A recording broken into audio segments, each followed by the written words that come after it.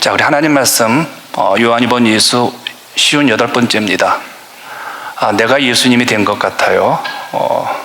그 어린아이 주제 같지만 여러분들 한번 따라와 주시기 바랍니다. 교독합니다. 그들의 발을 씻으신 후에 옷을 입으시고 다시 앉아 그들에게 이르시되 내가 너에게 행한 것을 너희가 아느냐?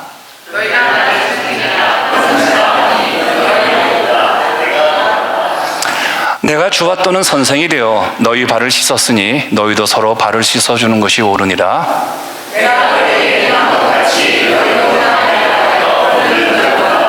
내가 진실로 진실로 너희에게 이르노니 종이 주인보다 크지 못하고 보냄을 받은 자가 보낸 자보다 크지 못하나니 내가 너희 모두를 가리켜 말하는 것이 아니니라. 나는 내가 택한 자들이 누구인지 알미라. 그러나 내 떡을 먹는 자가 내게 발꿈치를 들었다 한 성경을 응하게 하려는 것이니라.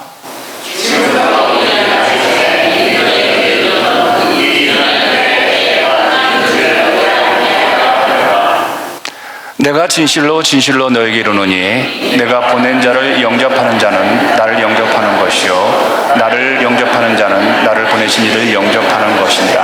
아멘. 여러분들이 이제 오늘 설교를 들으시면서 여러분이 이 본문을 이제 읽으시면서 그림을 한 2개 정도 아마 그리셨으면 이해가 쉬울 것 같습니다. 여러분이 이제 화가가 되었다고 생각하시고 오늘 본문의 그림을 2쪽의 그림을 한번 그려보시기 바랍니다. 첫 번째 그림을 한번 그려보겠습니다. 이제 내일이면 주님께서는 십자가에 돌아가십니다. 그래서 사랑하는 제자들과 마지막 만찬을 하고 계시던 주님이 이제 죽음의 시간이 몇 시간 다가오지 않자 만찬을 물리치시고 세족식을 준비하십니다. 우선 겉옷을 벗으시죠. 그리고 수건을 허리에 두르십니다. 그리고 제자들의 발을 씻기 위해서 주께서 무릎을 꿇으십니다. 여러분, 이 모습을 누가 하나님의 아들이라고 이야기할 수 있겠습니까? 아니, 누가 선생님이라고 할 수 있겠냐는 거예요. 주님의 이 모습은 당시 종들의 전형적인 모습입니다. 여러분, 사람이 살아가는 세상에는 격식이 있습니다. 상하 질서가 있다는 겁니다. 스승이 할 일이 있고 제자가 할 일이 있고 목사가 할 일이 있고 성도가 할 일이 있고 남편이 할 일이 있고 아내가 할 일이 있습니다. 이스라엘은 우리와 마찬가지로 격식과 예의를 아주 중요시 여기는 그런 문화를 가지고 있는 사회입니다. 그런데 예수님은 이 질서, 이 격식을 파괴하셨습니다. 스승의 권위를 다 버리셨다는 겁니다. 주님의 이 모습은 누가 보아도 제자들 앞에서 스승으로서의 격식과 하나님의 아들의 그 권위를 다 벗어버린 것으로 우리는 확인할 수가 있죠. 종의 모습입니다. 그러니 베드로가 몸둘 바를 모른 겁니다. 어떻게 이 사회 속에서 스승이 제자들의 발을 씻어주냐 하면서 베드로가 세족식을 거부한 겁니다. 여러분, 주께서 이 격식과 이 예의를, 이 질서를 파괴를 통해서 우리에게 보여주시는 것이 무엇인지 아십니까? 예수께서 스스로 종의 모습이 되셔서요, 손수 제자들의 발을 씻기신 것은 하나님과 동등된 본체이심에도 불구하고 종의 모습으로 이 땅의 가장 낮은 곳으로 오셔서 십자가를 지고 죽으심으로 우리의 죄를 씻어내시는 구속의 은혜를 담백하게 주님은 그림으로 우리에게 보여주신 겁니다. 그러므로 인간의 구원을 위해 주님은 온 인류의 죄를 짊어진 죄인이 되셔야 합니다. 주님이 이렇게 종으로 죽으셔야 한다는 겁니다. 그래야 우리가 구원을 받습니다. 이 말고는 방법이 없습니다. 누가 과연 이 하나님의 이 엄청난 지혜를 이해할 수 있겠습니까? 여러분, 이해할 수 있겠어요? 주님과 3년이라는 긴 세월을 함께 보냈던 제자들도 이해를 못했습니다. 그런데 저는 주님이 제자들의 발을 씻어주는 장면에서 마태복음 11장 29절이 생각이 났습니다. 나는 마음이 온유하고 겸손하니 나의 멍에를 베고 내게 배우라라는 말씀입니다. 여러분, 예수님이 온유하시고 겸손하신 분이라는 것을 이곳에 계신 분들 다 알고 계십니다. 굳이 나는 온유하고 겸손한 사람이다라는 말을 굳이 하실 이유가 없죠. 그렇다면 이 말씀에서 강조하는 것이 무엇이냐는 거예요. 맨 끝 단어입니다. 내게 배우라는 단어입니다. 뭘 배워야 할까요? 우리는요, 바로 예수님의 성품, 온유하고 겸손한 그 마음을 우리는 배워야 합니다. 여러분, 온유라는 단어는 당시 로마 시대에는 사용하지 않았던 단어입니다. 단어는 있었습니다. 온유라는 단어가 있었는데 로마 사회에서는 이 단어를 흔쾌하게 사용하지 않았습니다. 왜냐하면 당시 온유라는 단어는 물에 물 탄 듯 그런 어떤 무능력한 사람들, 그리고 비겁하고 유약한 단어로 사용되었기에 역동적인 로마 사회와는 어울리지 않는다고 생각해서 온유라는 단어를 이 사회에서는 금기시했습니다. 그런데 여러분, 온유란 비겁하고 유약하고 굽실거리는 것이 아닙니다. 본래 온유란 단어가 원어로는요, 프라우테스라는 단어를 가지고 있습니다. 이 말은 길들여진 야생 동물의 성품입니다. 그러니까 온유란 단어가 잘 길들여진 야생 말의 성품 기질이라고 이야기를 하는 겁니다. 여러분, 야생마는 들판을 마음대로 누비고 다니는 아주 거칠고 사나운 성품을 가지고 있습니다. 사람이 함부로 접근을 했다가는 그냥 뒷발기질에 다칩니다. 아무리 실력 있는 마부라 할지라도요, 말등에 올라갔다가는 이내 땅바닥에 내등이 쳐버리죠. 여러분, 강력한 야생마일수록 다루기가 쉽지 않습니다. 이처럼 천방지축인 야생마가 일단 조련사의 손에 조련과 훈련이 끝나면요, 어떻게 변하는 줄 아세요? 명마가 됩니다. 그렇다면 명마는 본래 가지고 있던 성품과 기질이 사라진 말일까요? 아닙니다. 고스란히 그 성품과 기질을 간직하고 있습니다.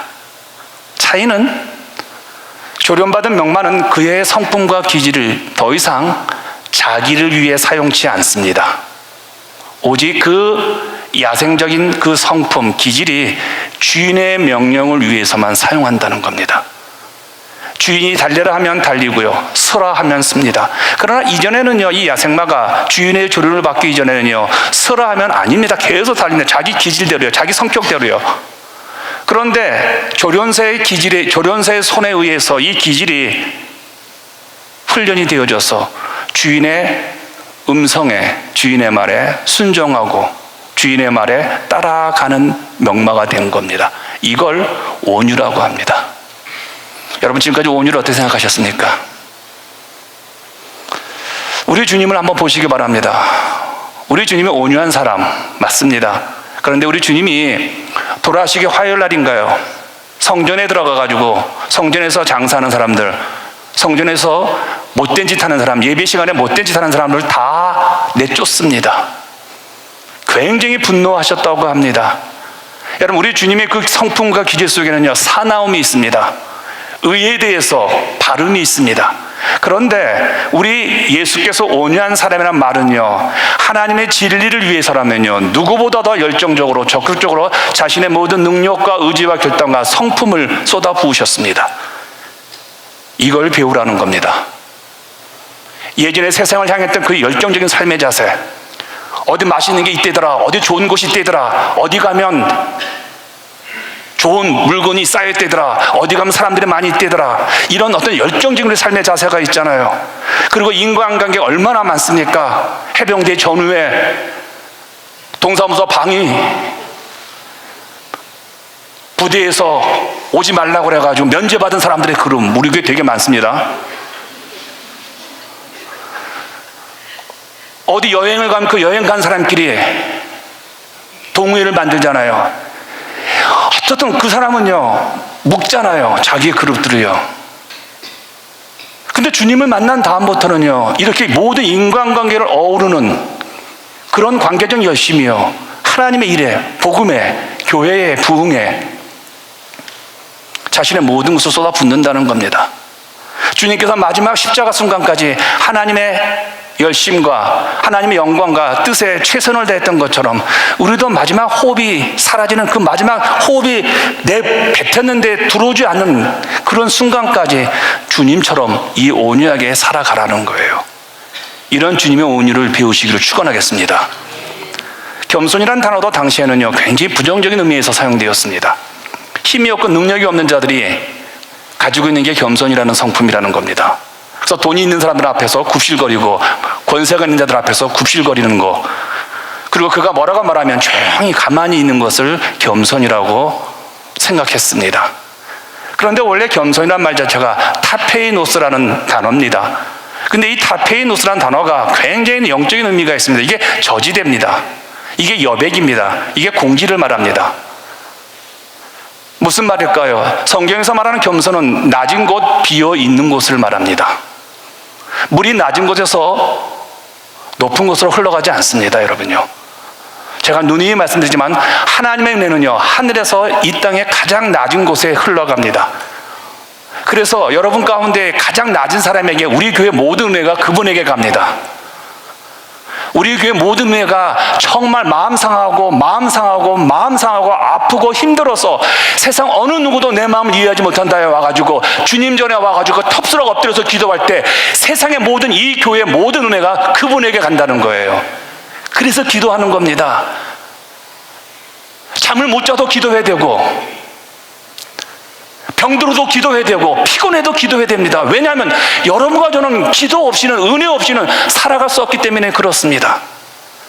그래서 세상에서 가장 은혜로운 자가 기도하는 자입니다. 세상에서 가장 교만한 자가 기도하지 않는 자라는 말이 바로 이렇고. 그런데 여러분요 꼭 기억을 하셔야 합니다. 물이 낮다고 모든 물이 그 낮은 그곳에 머물지는 않습니다. 그 낮은 곳이 비어 있어야 물이 모입니다. 그 낮은 곳에 잡동사니가 있다면요 절대로 물은 그곳에 모이질 않습니다. 여백이 있기에, 공간이 있기에, 공기 있기에 사방에서 흘러내려온 물이 그곳에 모여서 저수지가 되어지고 호수가 되어지고, 그리고 크게는 바다가 되어집니다. 이게 겸손이라는 거예요. 오늘 우리들에게 요구되는 신자의 덕목이 저는 겸손이라고 생각을 합니다. 오늘 교회가 너무 높아졌어요. 오늘 신자들이 너무 높아졌죠. 낮아지셔야 한다는 겁니다. 그래서 이사야 29장 19절에 이렇게 말합니다. 겸손한 자에게 여호와로 말미암아 기쁨이 더하겠고, 겸손한 자들에게, 낮아진 자들에게 여호와의 기쁨이 더한대요. 여러분 이 은혜 누리세요. 낮은 자리에서 무릎을 꿇는 하나님의 종들에게는요 하나님의 기쁨이 항상 그분과 함께 하십니다. 이걸 우리는 뭐라고 말하냐면 세상에 줄 수 없는 은혜라고 말을 하죠.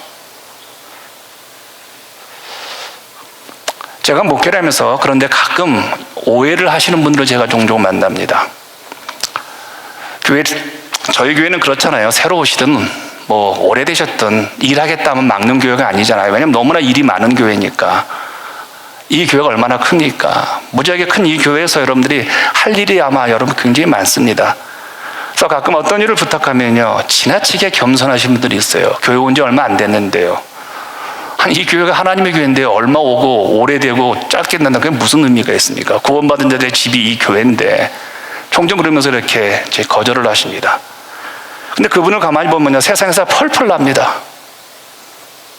근데 교회에서는 이상하게 겸양으로 빼는 분들이 생각보다 많습니다. 여러분 겸손한 사람은 그게 겸손한 게 아닙니다. 겸손한 사람은 그 마음속에 진리를 품고 있는 사람에게 진리의 능력을 힘입어서요 맡은 일에, 교회 일이라면요 열정적이며 적극적일 뿐만 아니라 진리의 분명함과 명료함을 쫓아 삶이 진리에 의해서 끌어가는 자들이 겸손한 자들이라는 거예요. 겸손이 자기를 낮추고 비우는 마음이라고 해서 겸손한 사람의 의미가 자기에게 어떤 하나님의 일이 조금 부담스러운 일에 맡겨질 때 무조건 할 수 없나라고 사양하는 사람을 가리키는 단어는 아니라는 겁니다. 겸손은 진리가 자기를 지배할 수 있도록 주님께 전폭적으로 자기를 사용할 수 있도록 드리는 사람이 겸손한 사람이라는 겁니다. 내가 나를 비웠으니까 이제는 하나님께 드리는 거잖아요. 내가 나를 비우지 못하면 하나님께 못 드려요, 여러분요. 그러므로 진정 겸손한 사람은 주님께서 자기에게 무엇을 행하시든 무슨 일을 맡기시든 두말 없이 주님께 자기를 맡겨드리는 자입니다. 진리에 관한 한 진정 겸손한 자는 그래서 여러분요, 더 큰 일을 행하는 자입니다. 그래서 주님 우리에게 이걸 배우라고 하실 거예요. 이 배움을 위해서 스승인 자기가 종의 모습으로 제자들의 발을 씻어주신 것입니다. 그리고 우리에게 세상 모든 사람들에게 주님처럼 온유하고 겸손하게 살아가라고 말을 합니다. 진정으로 우리가 세상에서 주님처럼 살아가는 방법은 온유한 마음과 겸손한 마음을 통해서죠. 겸손과 온유함이 사람을 섬기는 참된 그리스도인의 일상적 삶의 모습이라고 합니다. 그래서 언제나 겸손은 온유와 함께 가고 온유한 자는 항상 겸손이 함께 갑니다. 우리가 예수님을 따른다면 이 두 가지 덕목만큼은 갖고 계셔야 합니다. 다른 사람의 잘못을 덮어주고 발을 씻어주는 종으로 살아가는 자들은 겸손한 자이고 온유한 자라는 것이죠. 이런 모습을 통해서 내 구원도 이루어질 뿐만 아니라 그런 나를 바라보는 세상 사람들이 예수를 믿게 되어지다는 것이죠. 제가 이렇게 말을 하면 여러분 아마 충격을 받으실 겁니다. 예수를 안 믿는 사람의 이야기입니다. 마하티마 간디라는 사람이에요. 이분이 이렇게 말을 해요. 진리를 찾으려는 사람은 티끌보다 더 겸손해야 한다. 세상의 티끌을 그 발밑에 짓밟지만 진리를 찾는 그 사람은 그 티끌에조차 짓밟힐 수 있을 만큼 겸손해야 한다. 그런 다음에야 비로소 진리의 한 모서리를 조금 볼 수 있게 된다. 간디가 한 얘기예요. 여러분 속상하지 않으세요? 예수를 안 믿는 간디도 이렇게 얘기를 해요. 근데 우리 예수님께서 이 겸손이라는 말을 했을 때, 온유란 단어를 썼을 때 왜 간디가 이 단어를 썼냐면요, 간디가 제일 존경하는 자가 믿는 자가 아닙니다. 가장 존경하는 사람이 예수라고 합니다. 근데 우리는 예수를 존경하지 않잖아요. 그분이 우리의 주님이시잖아요. 아멘이요? 그러면 그분의 삶을 우리는 따르셔야죠. 여러분이 겸손하고 온유하셔서 명마처럼 정말 하나님의 일을 많이 하는 우리 교우들 되시길 축원합니다. 이제 두 번째 그림으로 여러분 한번 들어가 보십시다. 12절의 그림입니다. 함께 읽겠습니다. 그들의 발을 씻으신 후에 옷을 입으시고 다시 앉아 그들에게 이르시되 내가 너희에게 행한 것을 너희가 아느냐. 주님께서 제자들의 발을 다 씻기신 후에 주님의 모습을 여러분 잘 보시기를 바랍니다. 주님이 지금 이 장면은 설교를 하시는 겁니다. 저처럼 지금 설교를 하세요. 근데 지금 설교를 하는 이 장면을 여러분이 그림을 그리셔야 합니다. 조금 전에 주님은 바닥에 무릎을 꿇고 세족식을 했기 때문에 땅바닥에 그냥 주저앉고 설교를 하셔도 됩니다. 수건을 허리에 찬 김에 그냥 그대로 겉옷을 벗은 상태에서 우통 벗고 설교를 하셔도 됩니다. 그런데 주님께서는 굳이 바닥의 자리에서 일어나십니다. 그리고 허리에 두르신 수건을 제자리에 살포시 놓습니다. 그리고 겉옷을 벗어놓았던 겉옷을 다시 입습니다. 그리고 본래 당신이 앉으셨던 그 상자, 스승의 자리에 앉으셔서 그리고 거기 서서 비로소 말씀을, 설교를 증거하십니다. 여러분, 세족식을 할 때는 스승의 격식을 파기하고 종의 자리에 앉으셨던 주님께서 왜 이렇게 다시 격식을 갖추고 스승의 자리에서 말씀을 하실까요? 이건 아주 지금부터 중요한 이야기를 하겠다는 겁니다. 대충 부모가 자식들에게 무슨 중요한 이야기를 할 때는요, 양복을 입든지 정자를 하고 아이들에게 이야기를 합니다. 그렇다면 여러분요, 편하게 주님이 우통 벗으시고 수건 두르시고 무릎을 꿇고 자기들의 발을 닦아주니까 제자들도 얼마나 편하게 앉았었습니까? 그런데 주인이 갑자기 스승이 예수께서 옷을 입으시고 자기의 자리에 주인의 자리에 앉으셔서 말씀을 전하시니까 이들도 격식을 갖춥니다. 자기들도 흘러내렸던 바지를 축히고 벗어놓았던 양말을 신고 우아기를 거치고 긴장한 눈초리로 그의 스승인 예수를 바라보는 이 그림을 한번 그려보십시오. 왜 이렇게 주님은 격식과 예의를 갖추었을까요? 자, 이 문제에서 제가 많은 이야기가 제가 여러분 은혜를 받았지만 이것만 여러분에게 나누고 싶습니다. 사랑하기 때문에 그렇습니다. 왜 하나님께서 우리에게 매 주일마다 주님의 나 이전에 늦지 않고 오도록 하고 매 주일마다 이 양승원 목사가 40여 번의 설교를 피를 토하는 심정으로 설교를 하게 하고 왜 이 예배 가운데 성가대원들이 그렇게 아름다운 목소리로 찬양을 하며 하나님의 은혜를 왜 높여드릴까요? 우리가 한 주간 동안 살아가는데 필요한 당신의 말씀이기에 여러분이 자세를 가다듬고 양 목사가 목숨을 희생하는 것처럼 설교를 했던 것처럼 여러분도 이 시간에 목숨을 걸고 주의 말씀을 듣고 성가대원들이 3분의 찬양을 위해서 2시간 찬양 연습했던 그 찬양 가운데 위로를 얻기 위해서 우리는 격식과 예의를 갖추고 이 예배당에 앉아 있는 겁니다. 저는 여러분을 사랑하고 여러분이 저를 사랑한다면요, 여러분은요 한순간도 한 시간도 여러분요 딴 생각하지 않냐고 저를 바라보는 것이겠죠. 가끔 예배 시간에 속상할 때가 많습니다. 태도와 예의가 없는 분들 때문에 속이 많이 상합니다. 설교에 딴 생각하시고 집중하지 아니하시고 이런 분들 볼 때마다 안타깝습니다. 최선을 다해서 저는 정말 여러분들 아시잖아요. 이 1시간 반의 예배로 저는 생명을 겁니다. 내 인생의 마지막 예배라고 생각하고 설교를 준비하고 이 예배가 여러분의 인생의 마지막 예배라고 생각하고 정말 점검하고 또 점검하고 사역자들에게 부탁하고 파워포인트 글자 틀리지 마세요. 찬양의 악보 동일하게 맞추세요. 제가 올라가는 순간에 제발 반주 좀 하셔가지고 틈없게 해주세요. 순간순간 뒤에 앉지 마시고 앞에 사태원들이 앉으셨다가 빨리 올라오시다가 빨리 내려가셔야 합니다. 성도들 뒤에서 우르르 올라갔다 하면 기도하다가 마음문이 닫힙니다. 별거 아닌 것까지 하나하나 신경을 씁니다. 왜요? 이게 여러분을 사랑하고 대접하는 제 마음이고 우리 교회이기 때문에 그렇습니다. 그렇다면 여러분도 예의와 격식을 갖추셔야죠. 사랑하는 여러분, 우리 예수님이 다시 입은 옷이라는 단어도 주목해 보시길 바랍니다. 여러분, 예수께서 십자가에서 발가벗기셨을 때 옷이 구원을 상징한다고 제가 말씀을 드렸습니다. 그런데 오늘 다시 입으신 이 옷도 동일한 단어입니다. 요한은 일부러 이 단어를 사용함으로 해서 제자들 앞에서 겉옷을 벗으신 예수의 모습이 바로 십자가에서 자신의 모든 것을 샅샅이 비워내시는 예수님의 구원을 상징하고 있다고 말씀을 드렸습니다. 그렇다면 오늘 본문에서 벗어놓았던 옷을 다시 입는 이 행위는 무엇을 상징할까요? 히브리서 12장 2절입니다. 함께 같이 읽겠습니다.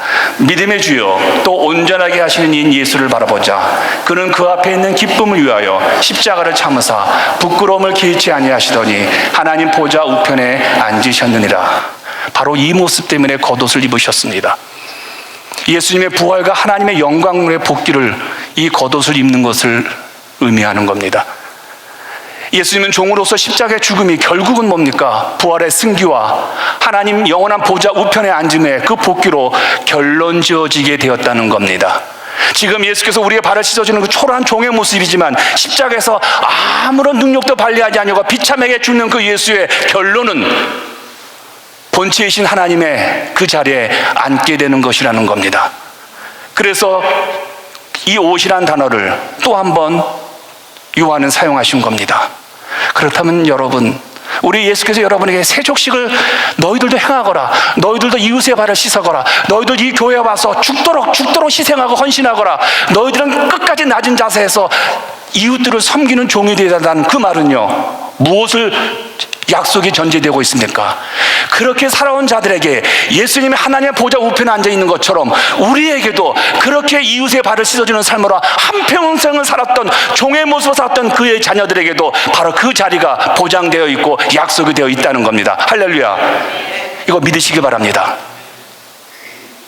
그래서 이 땅에서 철저하게 주님의 종으로서 살아가는 그 사람들에게는 주님과 같은 소망이 반드시 허락되어 줄 것을 믿고 힘을 내어서 종의 신분으로서 살아갈 수가 있는 것이죠. 사랑하는 여러분, 우리 주님께서 14절과 16절에 이렇게 말씀을 해주십니다. 내가 주와 또는 선생이 되어 너희 발을 씻었으니 너희도 서로 발을 씻어주는 것이 옳으니라. 내가 너에게 행한 것 같이 너희도 행하게 하려 하여 본을 보였노라. 내가 진실로 너에게 이르노니 종이 주인보다 크지 못하고 보냄을 받은 자가 보낸 자보다 크지 못하나니. 주님께서 제자들에게 이렇게 말씀을 해주시죠. 내가 너희들에게 보여준 것처럼 너희도 행하라. 이제는 배우라는 단어를 넘어섭니다. 행하라고 하십니다. 물론 이 말씀은 문자 그대로 세족식을 매일같이 하라는 얘기는 아니겠죠. 예수님의 세족식은 단순히 발을 씻는 것에 그치는 것이 아니라 십자가를 짊어지는 삶을 말합니다. 그런데 주님이 우리들에게 이렇게 말씀하시죠. 세족식이라고 하면서 너희들도 그대로 행하거라. 그렇다면 지금 주님께서 우리 보고 당신이 지신 십자가를 지라고 하시는 것일까요? 마태복음 16장 24절을 보십시오. 이에 예수께서 제자들에게 이르시되 누구든지 나를 따라오려거든 자기를 부인하고 자기 십자가를 지고 나를 따를 것이니라. 주님은 분명 우리들에게 당신을 쫓기 위해서는요 십자가를 지고 쫓아와야 한다고 말씀하십니다. 이제 큰일 났습니다. 여러분, 그 십자가 어떻게 지실 거예요? 지라고 하셨는데요. 여기서 주님을 믿고 따라가는 신자들의 지고 갈 십자가가 무엇일까를 묵상해 보았습니다. 우리 주님 분명히 십자가를 지라고 했는데 내가 짊어지야 될 십자가는 무엇일까? 16절에 답이 나와 있습니다. 내가 진실로 너에게 이르노니 종이 주인보다 크지 못하고 보냄을 받은 자가 보낸 자보다 크지 못하나니. 분명 내 십자가와 주님의 십자가가 다른 것을 제가 발견하게 되었습니다. 나의 상전이신 나의 주인이신 주님의 십자가와 종인 내가 지는 십자가가 분명히 다르다는 사실을 확인했습니다. 그런데 여기서 중요한 굉장한 무게가 다가오는 단어가 있습니다. 주님께서 이렇게 말씀하셨죠. 종이 상전보다 크지 못하고 보냄을 받은 자가 보낸 자보다 크지 못하다. 종이 상전보다 크지 못하다. 당연한 말이잖아요.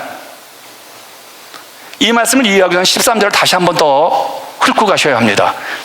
13절에 이런 말이 나오죠. 너희가 나를 선생이라 또는 주라 하니 너희 말이 옳도다. 내가 그러하다. 여기 선생이라는 말 단어가요 디다스칼로스라는 단어를 씁니다. 그리고 여기서 주라는 단어가 큐리오스입니다. 그런데 디다스칼로스라는 이 단어와 큐리오스라는 이 두 단어는, 선생과 주라는 단어는요 이 당시에 최고의 권위를 가진 사람에게만 붙여주는 용어입니다. 선생과 주라는 단어가요. 그런데 큐리오스라는 단어로가요 히브리 말로는요 야훼라는 단어입니다. 여호와라는 단어예요. 주가 여호와라는 뜻이에요. 한마디로 이 단어들이 사람들에게 쓰일 때는 어떤 의미가 갖고 있습니까? 그 사람이 하나님과 버금가는 최고의 권위를 가진 사람이라는 겁니다. 그러면 지금 제자들이 우리 예수님께 선생이요 주라고 표현한 것은 뭡니까? 이 제자들의 마음 가운데는 당신은 하나님의 버금가는 권위자입니다라는 고백입니다. 그러자 주님이 뭐라고 말씀하십니까? 니들이 말하는 게 옳다 그거예요. 나는 주다. 나는 선생이다.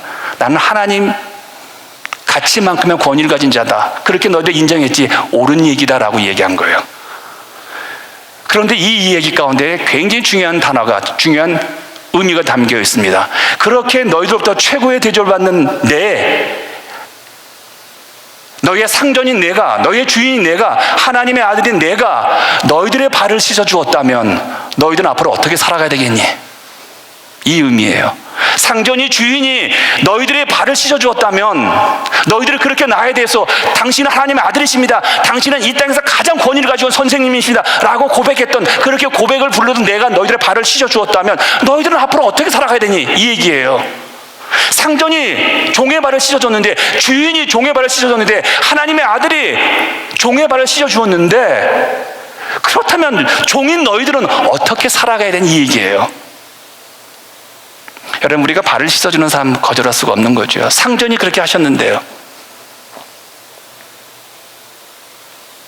종들은 상전이신 그분이 하는 대로 따라가는 자들이잖아요. 우리는 그렇게 살아가야 한다는 겁니다. 조금 더 추적하겠습니다. 그럼 어디에서 발을 씻는 삶을 살아야 될까요? 자꾸 여러분 교회 안으로 제한하지 마십시오. 여러분 자꾸 교회에서 존경받으려고 하지 마십시오. 교회에서 얼굴 마담 역할 하지 마십시오. 여러분 교회는 아니라는 거예요. 보세요. 요한복음 17장 18절입니다. 함께 읽겠습니다. 시작. 아버지께서 나를 세상에 보내신 것 같이 나도 너희를 세상에 보내었고. 그럼 어디에서 우리가 발 씻는 작업을 해야 됩니까? 세상이에요. 그럼 세상에서 뭐 하는 것입니까? 세상은요. 사도행전 1장 8절은 이렇게 세상에서 우리가 이 일을 해야 한다고 합니다. 같이 고백합니다. 오직 성령이 너에게 임하시면 너희가 권능을 받고 예루살렘과 온 유대와 사마리아와 땅끝까지 이르러 내 증인이 되리라 하시니라. 사마리아 땅까지 온 곳 가서 내 증인이 되라고 합니다. 그런데 여러분요, 증인은 사건 현장에서 그 사건을 확실하게 목격한 사람을 증인이라고 말합니다. 그러면 제자들은 무엇의 증인입니까? 무엇을 목도했습니까? 스승이신 하나님의 아들이신 그분이 자신들의 발을 씻어 주었다는 겁니다. 그것을 세상 가운데 증인의 삶으로서 보여주라는 겁니다. 여러분 어떻게 사세요 요즘?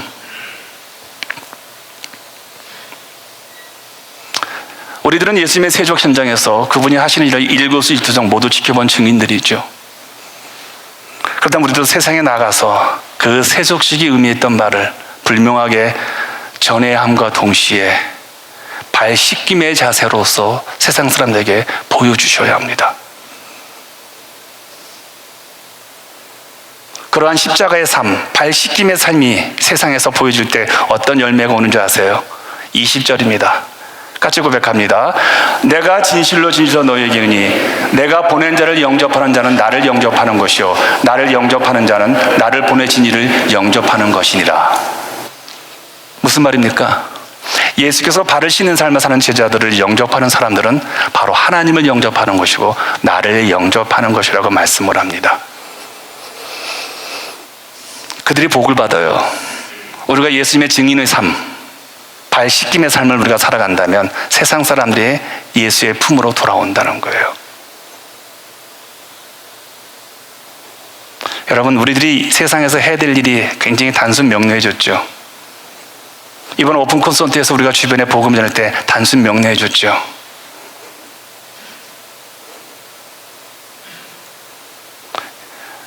이번 한 주간 동안 우리들은요 해야 할 일이 종이 되어서 다른 이들의 발을 씻어주는 겁니다. 다른 이들의 발을 씻는 일은요 성도들에게 필연적으로 나타나는 행위라는 거예요. 그렇게 성도의 발 씻음이 마치 우리 예수님께서 온 인류의 죄를 위해서 십자가에 죽으셨던 것처럼 동일한 가치를 가지고 있다는 거예요. 그러한 성도의 발 씻음의 삶이 바로 십자가를 이해한 증인의 삶이며 성도의 십자가의 삶을 통해서 복음은 전파되게 되어졌다고 합니다.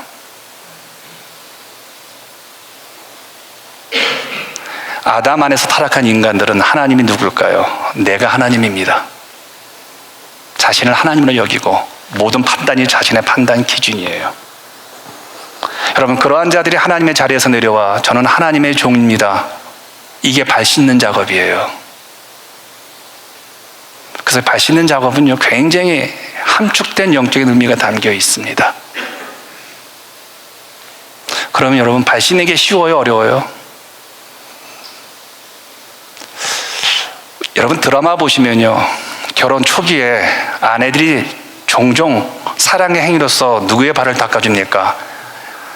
근데 드라마에서는 어떻습니까? 대부분 남편의 발을 닦아주죠. 그러면서 그 표정이 굉장히 행복하죠. 근데 저는 제 발을 닦아주는 제 아내의 얼굴이 행복했던 거 본 적이 없습니다. 여러분 그거 쉬운 일 아닙니다. 왜 쉬운 일 아닌지 아세요? 내 부인이 없다면요 이거 못해요. 나라는 존재에 대한 부인과 나라는 존재에 대한 내가 별것 아니고 내가 내 남편의 종이고 내가 내 아내의 종이고 내가 사랑하는 우리 목사님의 종이고 내가 사랑하는 우리 교우들의 종이라는 사실 내 부인을 철저하게 시작하지 않으면요 절대로 발 못 씻어줍니다. 나라는 우상이 제거되고 그동안 그 우상을 섬기기 위해 차지하고 앉아있던 그 자리에서 내가 내려올 때 비로소 이 일이 시작이 되어집니다. 그래서 우리 주님께서 이렇게 말씀하시는 겁니다. 서로 발을 씻으라는 그 행위가 나를 본받으라는 것으로 상승작용을 일으키는 겁니다. 그래서 여러분 이런 생각을 좀 하셔야 합니다. 내가 무엇을 해야 하나님께 후한 점수를 얻을까? 여러분, 첫 번째, 발 씻어주면 됩니다. 즉 나라는 존재를 항상 부인하면 됩니다. 교회 오실 때마다 여러분 나를 부인하세요. 가끔 하나님 우리에게 어려움을 주시죠. 참 싫은데 왜 그럴까요? 연약한 인간이라는 겁니다. 나라는 존재를 좀 정확히 알래하고 우리에게 고통을 주시고 어려움을 주신다는 겁니다. 자기 부인하는 발 씻음의 삶을 살도록 만드시기 위해 우리의 삶 속에서 우리가 의지하고 있던 이 세상 것들을 하나씩 하나씩 뺏어가십니다. 저는 이것을 쳐내가는 작업이라고 저는 생각합니다. 자존심 상하죠. 체면, 재산, 건강, 가정의 행복, 우리 아이들의 미래를, 안전한 직장, 돈, 이것들이 우리가 하나님보다 더 좋아하는 것들이 될 수 있잖아요. 종종이요. 우리의 안전과 행복의 근거로 삼고 있는 이런 모든 것들이 가끔은 주님이 쳐들어오셔가지고 뺏어갈 때 평생 그거 하나 보고 자라왔는데, 자식놈 보고 참아왔는데 그 자식이 뒤통수 칠 때 여러분 얼마나 허황됩니까? 얼마나 허무합니까? 인생이요. 우리는 하나님의 이런 배려 속에서 이 세상에서 우리가 의존하고 있던 것들에서 하나하나 풀려나가게 됩니다. 풀려나가게 된다는 제 말을 꼭 기억하십시오. 제가 사람을 참 많이 의지했던 사람입니다. 전 지금도 사람을 많이 믿습니다. 그래서 우리 교우들이 그래요. 목사님 그렇게 뒤통수 맞으시고도 왜 그래 사람 믿으세요? 그래요. 근데 천성이 그런데 어떡합니까? 전 너무 사람을 믿어. 그냥 좋아요, 사람이요. 근데 어느 순간에 이런 생각이 들은 거예요. 그 좋아하던 사람들이 제 뒤통수를 치고 저를 떠나고 저에게 욕을 하고 뭐 이럴 때마다 제가 깨닫는 게 하나가 있어요. 아, 이게 하나님의 배려하심이구나. 끝까지 내 곁에 계신 주님을 주목하라는 하나님의 배려구나. 조금 돈 좀 모아놓다 싶으면요, 엉뚱 일이 터져요. 교회 일이 터지고 또 자식들 일이 터지죠. 그러면 돈이 모아지지를 않아요. 그리고 왜 교회가 또 이렇게 일이 많아요? 그럼 목사라고 가만히 있으니까 다 쏟아 부을 수밖에 없잖아요. 근데 굶어 죽진 않는 거예요. 빚을 지셔야 되는데. 아, 하나님께서 이 일을 나한테 배려하시는구나. 돈보다 중요한 게 있다는 사실을 깨닫게 하시는구나. 건강이요. 여러분 나이 들어가면 아무리 운동한다 하더라도 여러분요, 건강은 당연히 잃어버립니다. 눈도 안 보이고요, 허리도 아프고요, 어깨도 아파지죠. 뭘 깨닫습니까? 내가 아무리 씩씩하게 골프요, 씩씩하게 육체적인 노동 또한 뭐 피트니스, 뭐 달리기, 러닝, 뭐를 한다 하더라도 뭡니까? 이건 아니라는 거예요. 주님의 배려하심이죠. 하나하나 깨닫게 하면서요. 그런데 이런 삶이 어떻게 복음과 연결되는지 한번 주목해 보시길 바랍니다. 우리에게 이렇게 소중히 여기는 것을 하나하나 쳐내가는 현실에서 누군가가 나를 봅니다. 우리 전도사님 보고 우리 집사님이 저를 봅니다. 우리 목사님 저렇게 어려운 가운데서 저렇게 좋은 곳이 빼앗기시고 교회가 힘들고 어려울 때, 그리고 사랑하는 사람 목사님 뒤통수 치고 떠나갈 때 우리 목사님 어떻게 건드시는가를 봅니다. 누군가가. 그런데 어떤 분들은 그런 제 모습을 보면서 이렇게 깨닫습니다. 아, 예수 믿는 게 저런 것이구나. 저런 시험과 고난도 잘 참고 견뎌내야 하는 것이 바로 신앙생활이구나. 아니, 저런 상황 속에서 흔들리지 아니하고 어떻게 저런 믿음 생활을 할까? 나도 한번 저런 믿음 갖고 싶다 라고 생명으로 더 나옵니다. 그런데 하나님의 택함에서 지혜받은 사람은요, 봐, 저 양수건 목사님 예수 잘 믿고 모든 걸 다 쏟아 부었음에도 불구하고 잘 되는 게 뭐가 있니? 애초에 예수 안 믿게 되길 천만다행이다. 예수 믿고 천국 간다고 뻐기더니 쌤통이다라고 하면서 어떻습니까? 사망으로 도망을 칩니다. 그래서 주님이 너희를 영접하는 자는 하나님을 영접하는 것이고 너희를 거부하는 자는 하나님을 거부하는 것이라고 말씀하고 있는 겁니다. 그런데 우리를 영접하고 거부하는 것이요, 주일날 집사님 교회 가요 빨리빨리, 이게 아니라는 거예요. 그 삶을 통해서 현실에서 무진장 어려움과 고통과 그런 어떤 생명이 잃어버린 상황 속에서도 기도에 무릎을 꿇지 않냐고, 사랑하고 배려하고 마음이 강팍해지지 않냐고, 모든 일을 품어 안고 그래도 베풀고 주머니 열고 하는 그의 모습을 보고 예수를 영접하는 것이라는 거예요. 그게 너희를 영접하는 것이 곧 나를 영접하는 것이라는 거예요. 그래서 여러분요, 그런 상황 속에서도 자기 부인을 합니다. 도망가야 합니다. 포기해야 합니다. 그럼에도 불구하고 예수 한 분만을 붙잡고 신앙생활을 보면서 사람들이 그렇게 말하는 게, 저게 바로 예수 믿는 삶이구나. 그럴 때 우리의 삶 보고 영접하는 자들이 생겨지더라는 것이 주님의 말씀이에요. 그래서 주님은 제자들에게 발을 씻는 삶을 살라고 하셔놓고, 그렇게 살아가는 자들을 통해서 영접하는 그 사람들은 자기를 영접하는 것이라고 말을 하신 거예요. 오늘 말씀을 준비하면서요, 제 자신을 한번 점검해 보았습니다. 여러분도 한번 스스로 이 시간 점검해 보시기 바랍니다.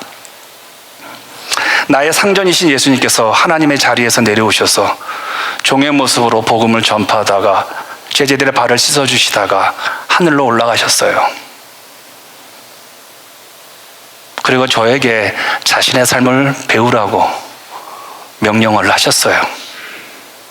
그럼 저는 앞으로 어떻게 살아가야 됩니까?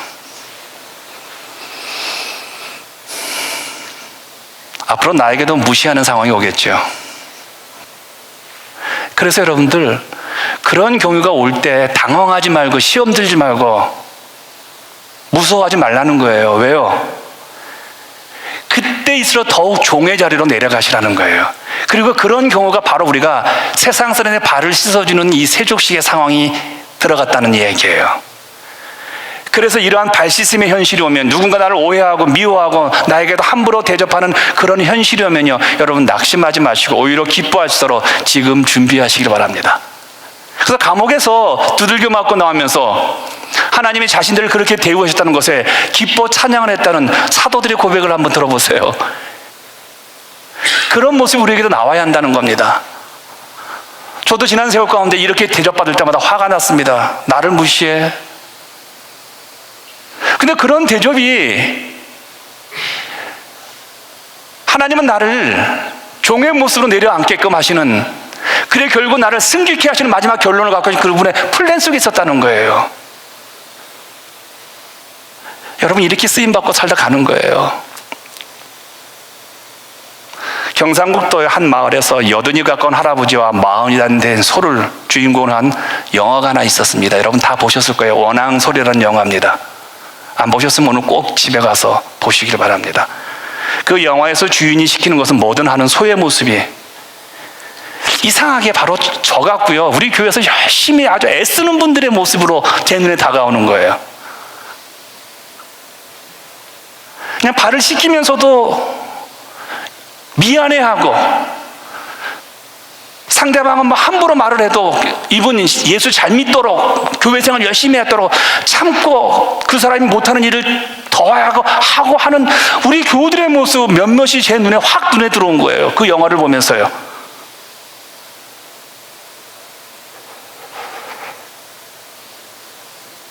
한번 보세요. 저도 이 설교 준비하면서 이걸 한 번 더 봤거든요.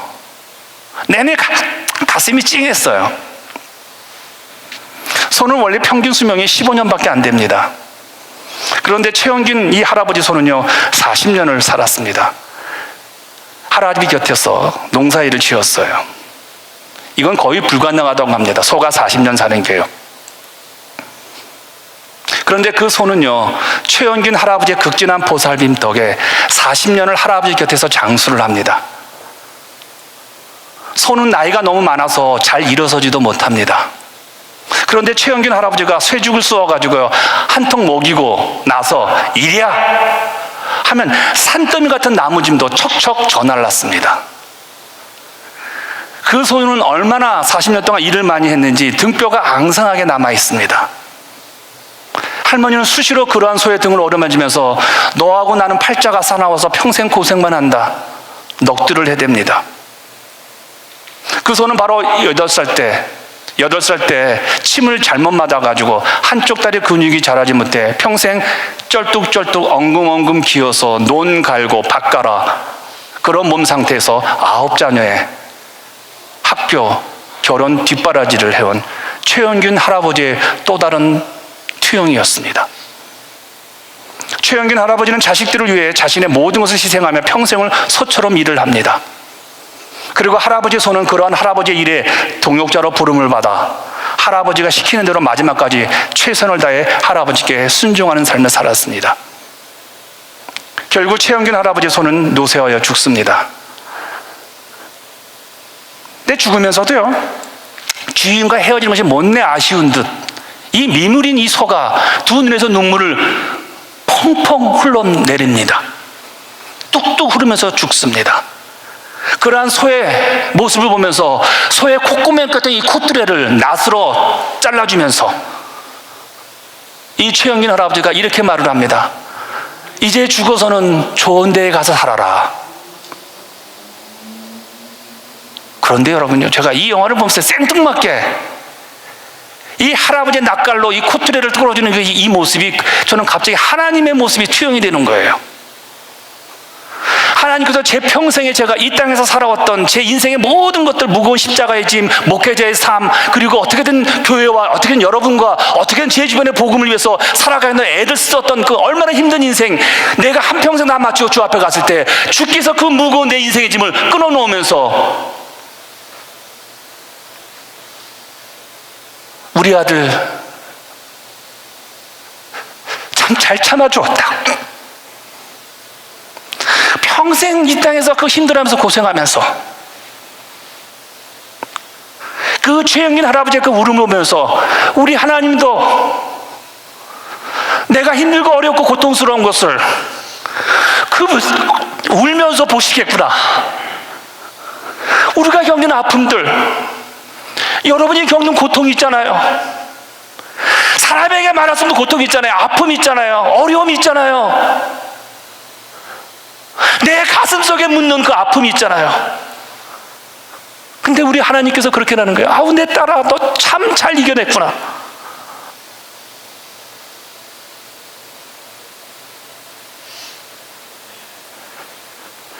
제가 그 대성통곡을 했어요. 내 아픔은 내 아픔으로만 여기고 나는 죽겠습니다. 하나님, 어쩌면 저한테 이럴 수 있어요. 하나님, 저희가 너무 힘들어요. 하나님, 아니 교회 하나 세우겠다는데 새벽마다 그렇게 막 2시간씩 눈물로 기도하는데 하나님, 왜 그거 하나 안 들어주세요? 우리 교우들, 아파하는 교우들 주님 위로하셔서 그게 소원을 들어주시고 생명을 연장케 하시고 그 가정에 필요한 거 채워주시는 거, 그거 뭘 못할 거라고 왜 그렇게 안 들어주세요? 하나님, 저 딸이 얼마나 아프고 힘들어서 지금 울고 있는데 주님, 근데 주님도 같이 울어주신다는 거예요. 딸아, 아들아, 조금만 기다려라.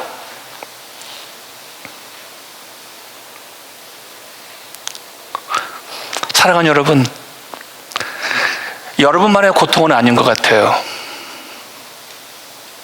우리가 겪는 아픔만은 아닌 것 같아요.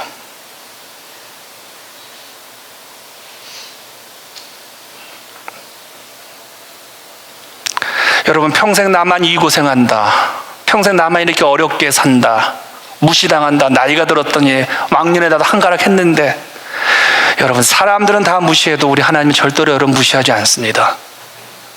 그리고 이 양목사도 여러분 안 무시합니다.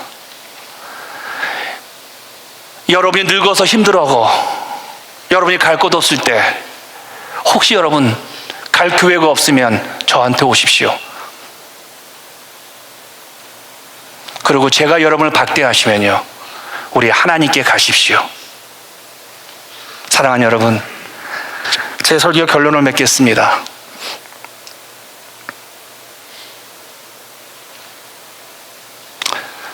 우리의 구원을 위해 자신의 모든 것을 비우시고 고통의 삶을 살다가 결국 십자가를 지고 죽으신 예수의 모습, 그 모습이 바로 오늘 우리의 모습이면 여러분 위로받기를 바랍니다. 그렇게 힘든 일들이 있었다면 내가 지금 잘 살고 있구나, 잘 감당하고 있구나,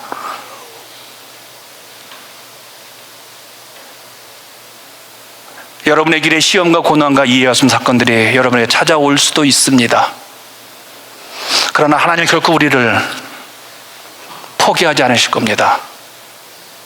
안내해 주실 것입니다.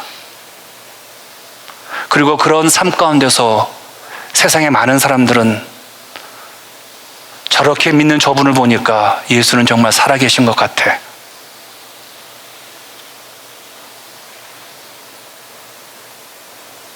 저게 신앙이야. 그럴 때 우리는 철저하게 하나님의 일에 동참하는 것이고, 그리고 발을 씻는 삶을 살아가고 있는 것입니다.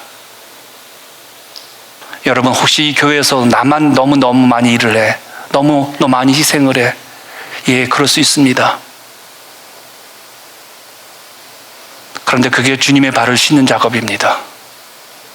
더 많이 헌신하시고, 그리고 더 많이 종의 모습으로 살아가셔서 갈 곳 없는 이 세상의 많은 사람들, 이 버지니아 지역의 진정한 교회를 찾고 제대로 된 예수를 믿고 싶은 사람들이 여러분과 저를 통해서 이 교회에 들어와서 그런 제자의 삶, 주님의 종된 삶을 살아가는 그 위대한 주님의 나라에 들어갈 때 승귀되는 그 삶을 보여주는 우리 교우들과 저와 여러분 모두가 되시기를 축원드리겠습니다. 기도합니다.